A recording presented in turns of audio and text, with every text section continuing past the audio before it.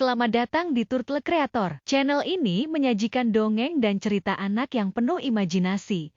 Selamat menikmati. Asal-usul kota Pasuruan. Kutukan di tepi Gunung Bromo.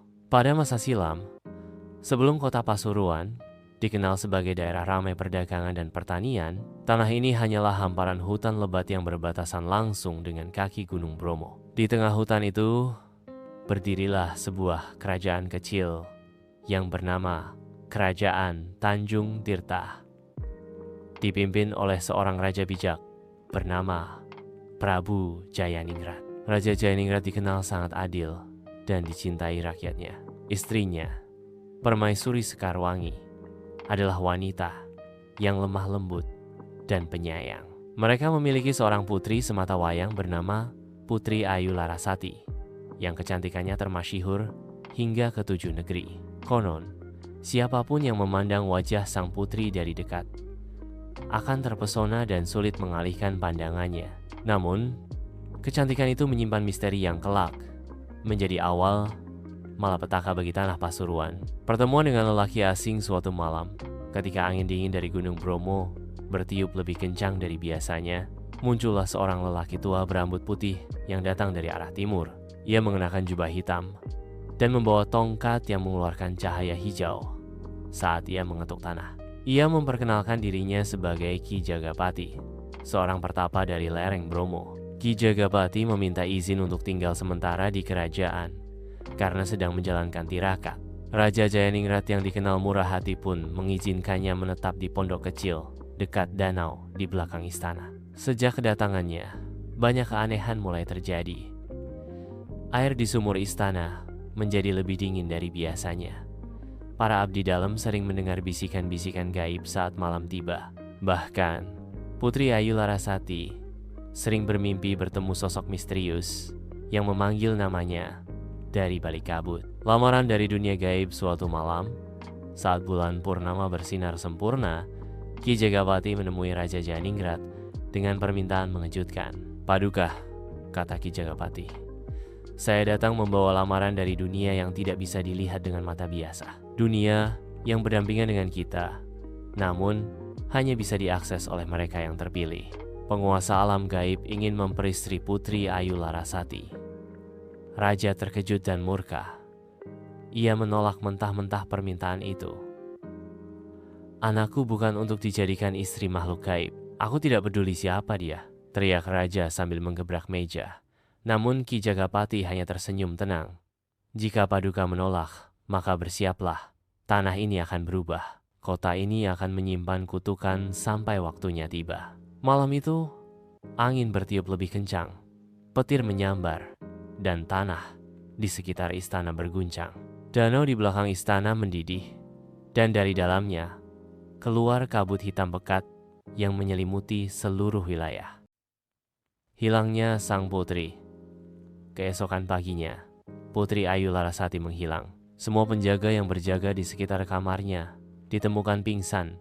Mulut mereka berbuih dan mata mereka membelalak seperti melihat sesuatu yang mengerikan.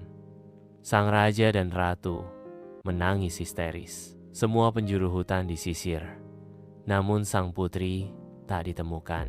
Beberapa hari kemudian, seorang pertapa tua dari Gunung Penanggungan datang dengan kabar mengejutkan. Ia melihat dalam penglihatannya bahwa sang putri dibawa masuk ke dalam dimensi gaib dan kini menjadi istri dari Pangeran Suromanggolo, makhluk gaib penjaga Gunung Bromo yang telah lama jatuh cinta padanya. Kerajaan Tanjung Tirta perlahan-lahan berubah.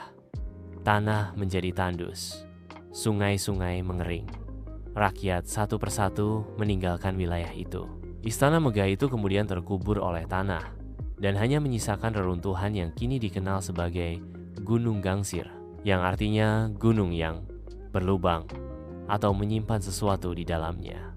Kutukan Pasuruan. Beberapa tahun kemudian, daerah itu mulai dihuni kembali oleh para pendatang dari berbagai arah. Mereka menemukan tanah yang mulai subur, cocok untuk pertanian dan perdagangan. Mereka tidak tahu bahwa mereka tinggal di atas tanah yang pernah dikutuk. Para tetua menamai daerah itu Pasuruan, yang menurut kepercayaan berasal dari kata pasuru, yang berarti tempat menunggu atau singgah, dan an sebagai akhiran penanda tempat. Pasuruan dipercaya sebagai tempat menunggu kembalinya Putri Ayu Larasati, yang menurut mitos suatu hari akan kembali dari dunia gaib saat kutukan telah lunas. Namun, hingga kini, kisah tentang kutukan itu masih membekas dalam tradisi lisan warga. Beberapa warga desa tua di lereng Pegunungan Tengger bahkan percaya bahwa saat malam satu suro tiba, terdengar suara gamelan mengalun dari dalam Gunung Gangsir. Mereka mengatakan bahwa itu adalah suara pesta pernikahan abadi antara Putri Ayu dan Pangeran Suromanggolo. Peristiwa aneh di zaman kolonial ketika Belanda datang dan mulai membangun rel kereta api serta perkebunan di wilayah Pasuruan. Mereka menemukan beberapa kejadian aneh. Salah satu catatan harian seorang insinyur Belanda bernama Jan van Loos menuliskan bahwa pekerja-pekerja pribumi sering menolak menggali tanah dekat Gunung Gangsir karena mereka sering melihat bayangan perempuan berpakaian kerajaan berjalan tanpa suara. Beberapa pekerja yang nekat bekerja malam di dekat lokasi itu jatuh sakit mendadak dan berbicara dalam bahasa yang tidak dimengerti. Setelah diselidiki, ternyata mereka berbicara dalam bahasa kuno kerajaan Tanjung Tirta yang seharusnya telah punah berabad-abad lalu. Jan van Loos bahkan pernah menulis dalam jurnal pribadinya bahwa ia bermimpi menikahi wanita cantik yang mengenakan kebaya emas, namun keesokan harinya ia ditemukan tewas dengan wajah membiru dan mata membelalak. Warisan mistis yang tersisa kini, Pasuruan menjadi kota modern, namun jejak mistis itu belum sepenuhnya hilang.